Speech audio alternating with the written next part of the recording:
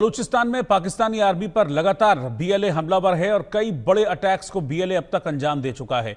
1 जनवरी से 30 जून तक का डेटा मैं अगर आपको बताऊं तो इस दौरान यानी कि इसी साल 1 जनवरी से 30 जून पहले 6 महीने में 286 अटैक्स बीएलए की तरफ से किए गए।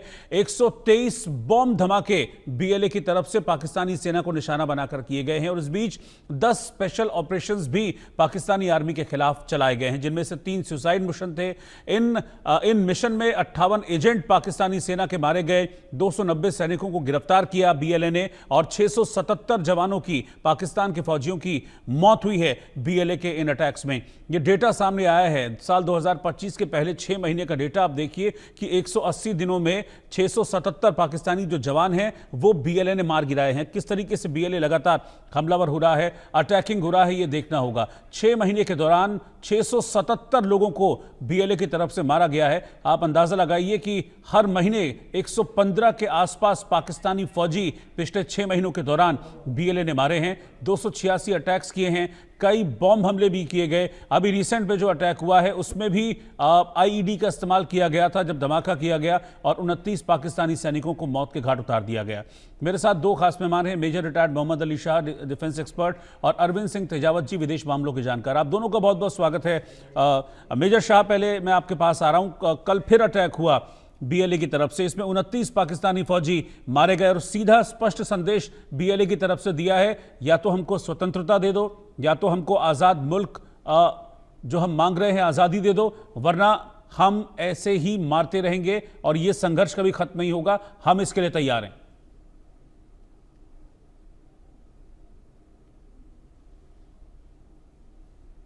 मेजर शाह,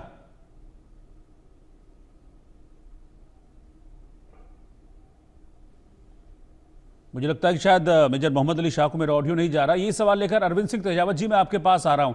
लगातार अटैक्स हैं, हम कितनी बार इस पर चर्चा कर चुके हैं, लेकिन अटैक्स की फ्रीक्वेंसी हमेशा बढ़ती है और हर बार बहुत नुकसान, ज्यादा नुकसान पाकिस्तानी सेना को ही उठाना पड़ता है।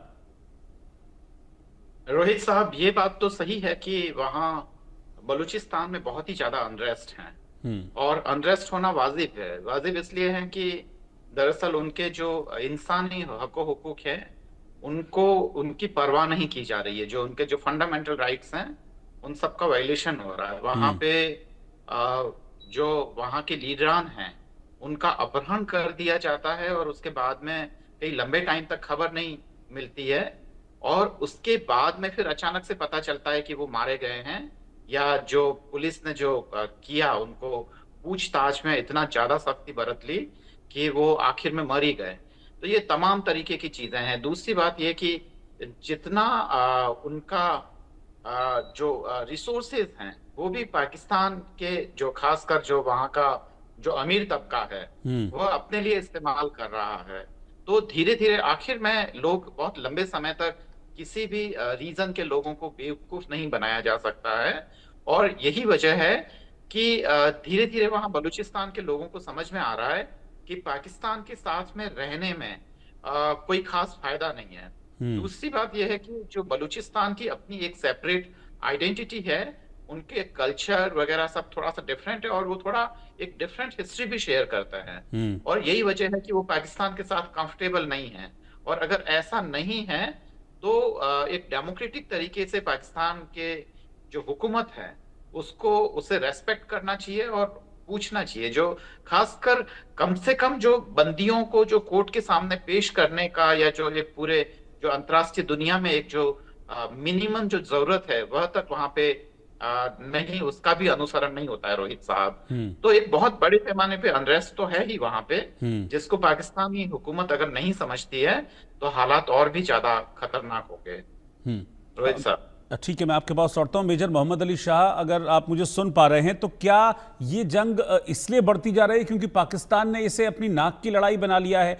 जो बलोच हैं वो तो अपने अस्तित्व की जंग लड़ रहे हैं, वो तो कह रहे हैं कि भाई हमारी पहचान है बलूचिस्तान और हमारी पहचान पाकिस्तान नहीं है, तो वो तो अपनी पहचान की लड़ाई लड़ रहे हैं। लेकिन क्या जनरल मुनीर ने, शहबाज शरीफ ने इसे अपनी नाक की लड़ाई बना लिया है? बिल्कुल, आप रोहित भाई 100% ये बात सही है कि ये पाकिस्तान ने इसको अपनी नाक की लड़ाई बना दिया है, पर्सनली ले लिया है और ईगो पे ले लिया है। अगर वो चाहते, क्या वो बलूचिस्तान के साथ मेज पर आकर ये सिलसिला, ये मामला, ये पेचीदा मामला सुलझाया नहीं जा सकता था क्या आराम से, अगर ये मेज पे बैठते तो? लेकिन ना बात करने को तैयार हैं, ना सुलझाने को तैयार हैं। बलूचिस्तान इन पे भारी पड़ेगा, अपनी खबर पाकिस्तान खुद खोदेगा। आपको याद होगा जाफर एक्सप्रेस को जिस तरीके से बलूचिस्तान बीएलए ने हाईजैक किया था। बलूचिस्तान ने तो अपने आप को इंडिपेंडेंट, ऑपरेशन सिंदूर के लगभग की बात के आसपास की बात है, बलूचिस्तान ने तो अपने आप को इंडिपेंडेंट घोषित कर दिया था। ये कहा था कि हम आजाद मुल्क हैं, हमें हिंदुस्तान न्योता दें कि हम आए और अपनी एम्बेसी वहां पे सेटअप करें। तो पाकिस्तान, क्योंकि पाकिस्तान ही नहीं सुलझाना चाह रहा, वहां की सरकार ही सुलझाना नहीं चाह रही, वो जिस तरीके का सौतीला व्यवहार बलूचिस्तान के साथ करते हैं, वो जिस तरीके से वहां पे लोग नाखुश हैं, जिस तरीके से वहां पे प्रोटेस्ट हो रही हैं, वहां पे पीने का पानी भी सुनने में आया है कि पीने का पानी भी, मतलब मैं शर्म आ रही है मेरे को बोलते हुए, तो जिस तरीके का, जिस क्वालिटी की लाइफ वहां पे लोग जी रहे हैं, ये पाकिस्तान की सरकार खुद इसमें जिम्मेदार है, और पाकिस्तान की सरकार खुद अपना इसमें कब्र खुद खोदेगी रोहित भाई। बिल्कुल। अच्छा, एक चीज़ मैं आपसे और समझना चाहूँगा तेजावत जी कि इस समस्या का हल क्या है, क्योंकि आप ये देखिए कि मतलब क्या पाकिस्तानी